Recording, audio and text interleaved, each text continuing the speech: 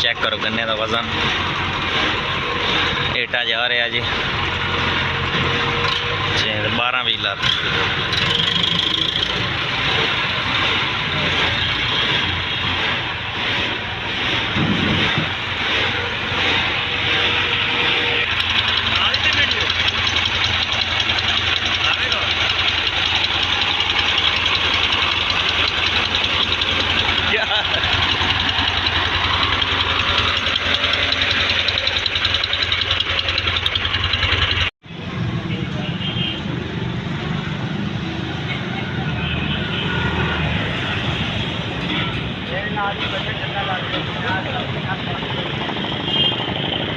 ये तो मैंने वड्डे ट्रैक्टर थी गाजी थे 60 ट्राली गाजी नहीं ये पुमैश है।